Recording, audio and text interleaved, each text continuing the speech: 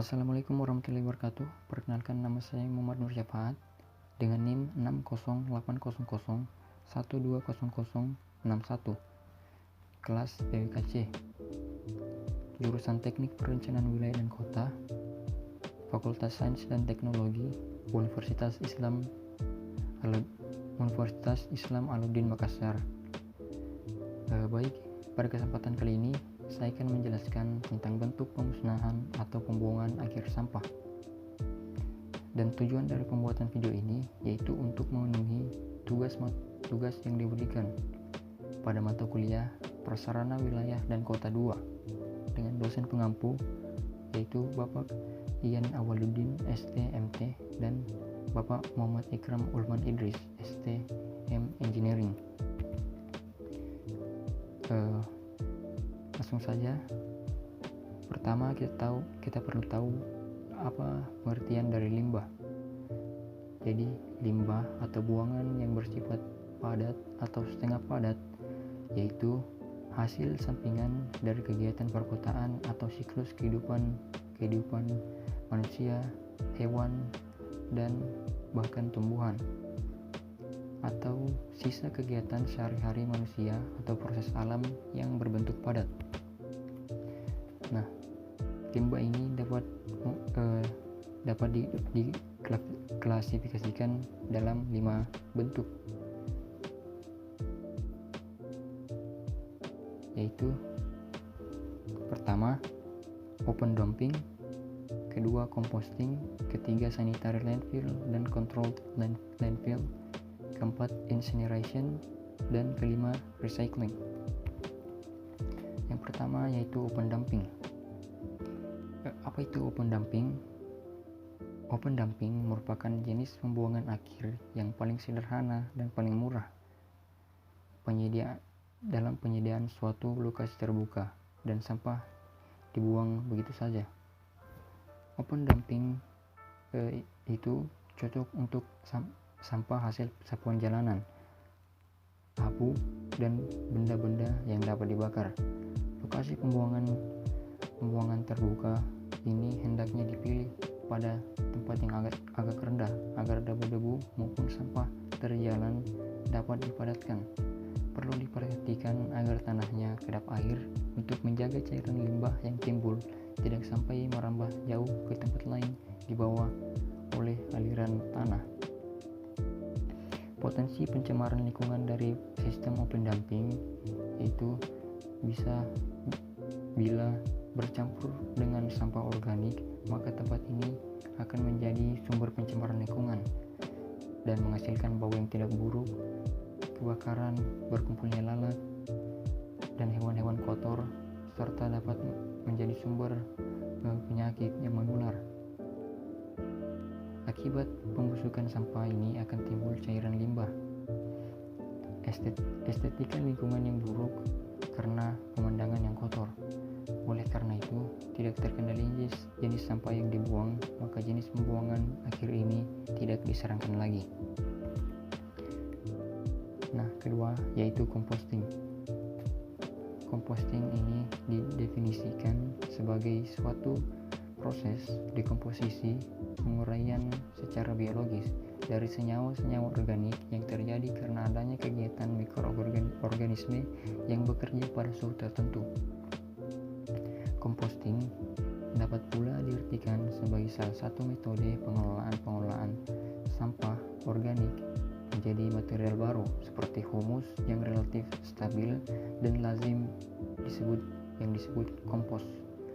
Composting dengan bahan baku sampah domestik merupakan teknologi yang ramah lingkungan, sederhana, dan menghasilkan produk akhir yang sangat berguna bagi kesuburan tanah atau tanah penutup bagi landfill.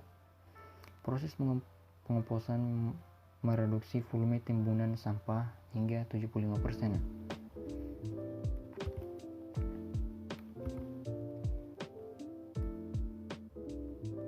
Ketiga, sanitary landfill dan controlled landfill. Sanitary landfill atau dalam bahasa Indonesianya yaitu perguruan berlapis bersih, yaitu sarana pengurungan sampah ke lingkungan yang disiapkan dan dioperasikan secara sistematik dengan penyebaran dan pemedataan sampah pada area pegunungan serta penutupan sampah setiap hari. Controlled landfill atau pengurungan berlapis terkendali, yaitu sarana pengurungan sampah yang bersifat antara sebelum mampu melaksanakan operasi pengurungan berlapis bersih, tempat sampah yang telah diurung dan dipadatkan di area pengurungan ditutup dengan tanah sedikitnya 1 kali setiap 7 hari. Sampah dalam sanitary landfill dan controlled landfill ini, sampah diratakan dan ditimbun dengan menggunakan lapisan tanah dan pasir, dan hingga saat ini merupakan metode yang paling ekonomis dan dampak lingkungan negatif yang terendah, di mana metode ini sangat bermanfaat bagi kehidupan. Sanitary landfill yang dikelola dengan baik dapat mengubah area yang tidak berguna menjadi open space yang menarik.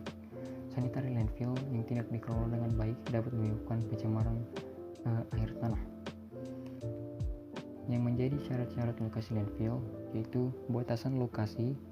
adanya batasan lokasi, adanya ketersediaan lahan, adanya akses, kondisi tanah dan topografi yang baik, kondisi klimatologi yang baik, adanya hidrologi air permukaan yang baik, adanya kondisi geologi dan hidrologi yang baik, dan kondisi lingkungan lokal yang mendukung.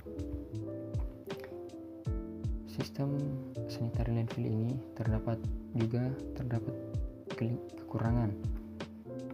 Pertama, yaitu timbulnya gas yang dapat menyebabkan pencemaran udara seperti metan, H2S, NH3 dan yang lainnya. Gas H2S dan NH3 walau jumlahnya sedikit, ini dapat menyebabkan bau yang tidak enak sehingga dapat merusak sistem pernafasan tanaman dan membuat tanaman kekurangan oksigen dan pada akhirnya mati. Ketiga, terjadinya kebakaran pada landfill.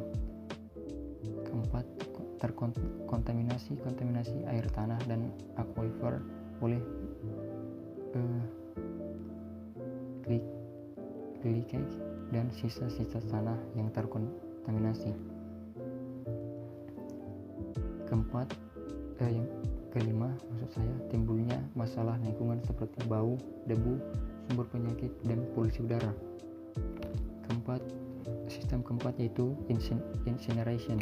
Incineration merupakan metode pemusnahan sampah dengan cara pembakaran sampah.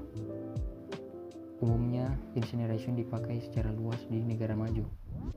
Yang menjadi kelebihan incineration bahwa incineration merupakan sistem pengolahan sampah tingkat tinggi.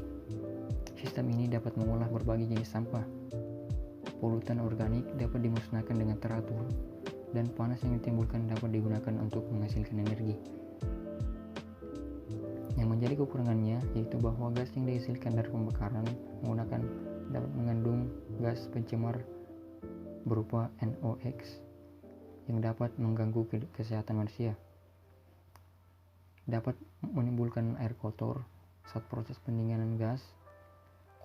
Kualitas air kotor dari instalasi ini menyebabkan COD meningkat dan pH menurun.